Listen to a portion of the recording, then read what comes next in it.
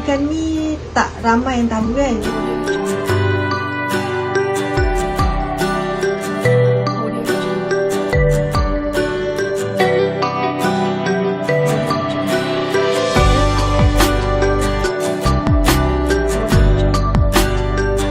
Sulaman kelingkan merupakan satu warisan seni halus masyarakat Melayu yang terdapat di Malaysia.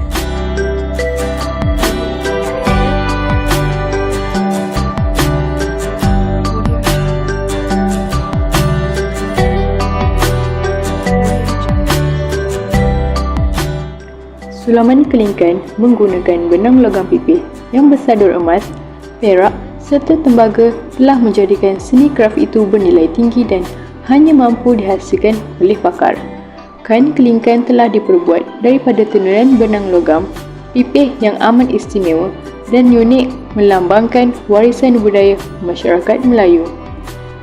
Nik Marhamah Nik Megat berkata selendang kelingkan ini hanya dipakai oleh kerabat diraja dan bangsawan, namun kini telah dimodernkan menjadi tudung, lapik dulang, tampuk bantal, malah turut dipakai sebagai layah bagi pengantin wanita. Assalamualaikum, saya Nik Marhamah binti Nik Megat, berumur 49 tahun. Saya mula menceburi bidang kraf kelingkan ni pada tahun 2006. Waktu tu saya masih berusia 33 tahun lah, muda lagi dan agak muda lagi lah. Dan sekarang rasanya dalam lebih kurang 16 tahun kan, 16 tahun. Nik Marhamah Nik Megat merupakan seorang penyulam kelingkan yang telah diusahakan sejak tahun 2006. Beliau telah mahir menghasilkannya kerana telah mendapat pendedahan sejak kecil. Katanya, kemahiran itu adalah hasil tunjuk ajar nenek saudaranya, Nik Rahimah Nik Idris, yang juga pakar kain kelingkan tersohor di negeri Kelantan. Sebenarnya, proses membuat kelingkan ini tidak menggunakan sebarang alatan canggih, tetapi teknik jahitan tikam tembus yang dilakukan melalui jahitan tangan untuk membentuk pelbagai corak bunga seperti bunga ros, kekwa, matahari dan tikam seladang.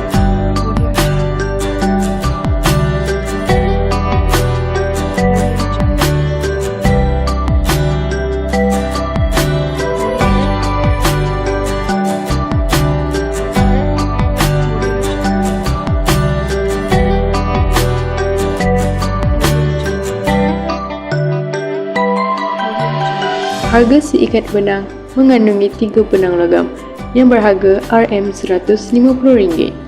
Benang logam agak mahal kerana benang logam pipih yang disadur emas, perak atau tembaga perlu dijaga rapi agar ia tidak rosak atau patah. Lebih istimewa, jarum yang digunakan untuk membuat kelingkan ditempah khas dan lebihan benang akan dikumpul, kemudian dileburkan sebelum bentuk menjadi jarum.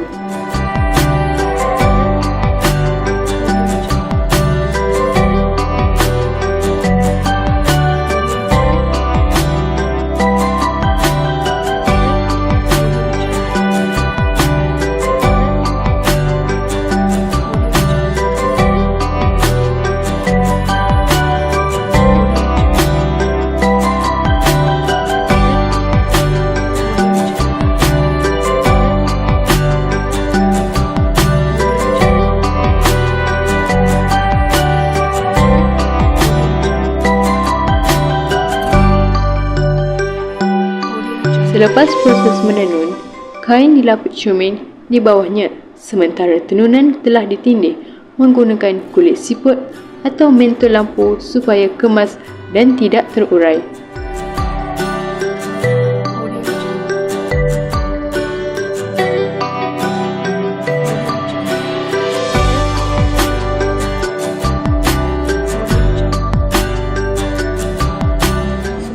Kita tarik keluar dulu.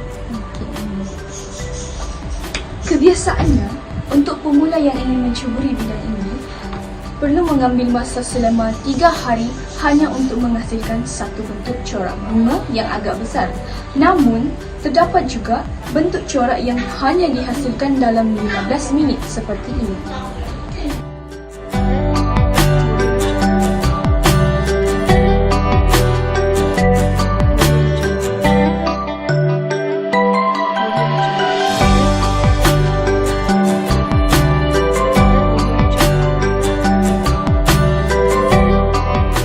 Kain kelingkam ini perlu disimpan dengan lebih berhati-hati supaya tidak bertukar warna hitam kerana ianya bersifat logam.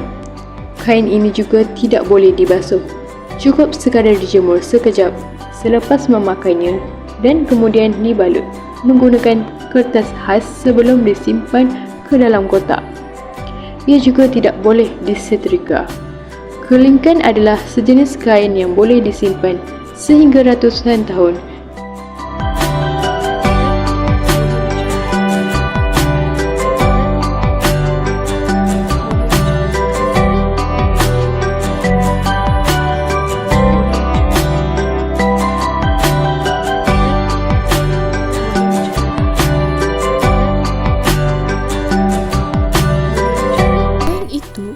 Beliau juga mengadakan bengkel sulaman kelingkan untuk memberi tunjuk ajar cara bagaimana untuk menghasilkan sulaman kelingkan.